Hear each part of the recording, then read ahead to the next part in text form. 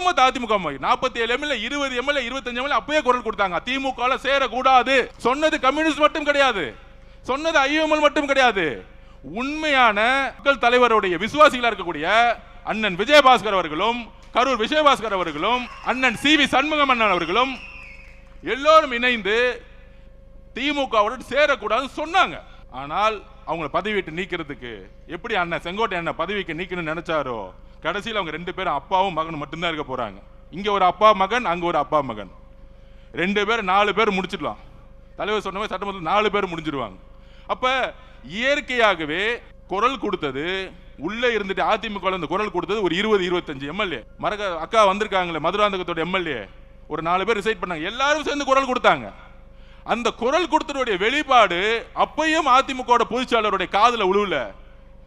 அதனாலதான் ரிசைன் பண்ணி தமிழக வெற்றி கழகத்தில் சேர்ந்தாங்க தைரியமா. 10 நாள் அவர் எம்எல்ஏ ரிசைன் பண்ண அதுக்கு ஒரு தைரியம் வேணும். அந்த தைரியம் எங்கிருந்து வந்துச்சுன்னா, புரட்சி தலைவி அம்மா கிட்ட நான் வளர்ந்தேன், எனக்கு பேர் வச்சதே புரட்சி தலைவர் தான். அம்மா புரட்சி தலைவர் தான் எனக்கு பேர் வச்சாங்க.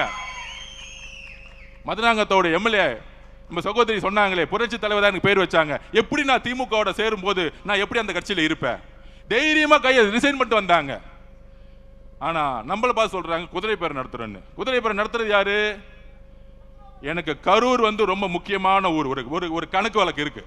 அந்த கணக்கு வழக்க முடிக்காம விட மாட்டோம், முடிக்காம விட மாட்டோம். இதே மன்றத்தில் சொன்னோம், எங்க தலைவரை கை வச்சீங்கல்ல கரூர்ல, எங்க மக்களை கை வச்சீங்கல்ல ஸ்டாலின் அவர்களே, திரு உதயநிதி அவருடைய வாழ்க்கைக்காக எங்களுடைய மக்களை காவல்துறை மூலமா கொன்று குவிச்சீங்களா, அதற்கான பதில் ஒரு நேரத்தில் நடக்கும்.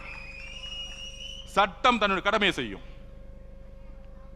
அப்ப கரூர்ல எந்த மாதிரி சூழ்ச்சியை உருவாக்கினார் அது கண்பட பார்த்தவர் நம்மளுடைய அண்ணன் விஜயபாஸ்கர் அண்ணன்.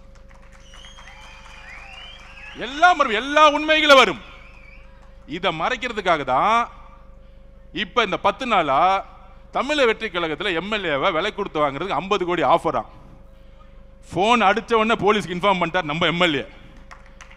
திராவிட முன்னேற்ற கழகத்தின் திரு மு.க. ஸ்டாலின் அவர்களே, எங்களுடைய ஒரே ஒரு வேட்பாளரை நீங்க விலை கொடுத்து வாங்க முடியல. அதை ஞாபகம் வச்சுக்கோங்க. ஒரு வேட்பாளரை 234 233 பேர் தாக்கல் பண்ணி நின்னாங்க எலெக்ஷன்ல.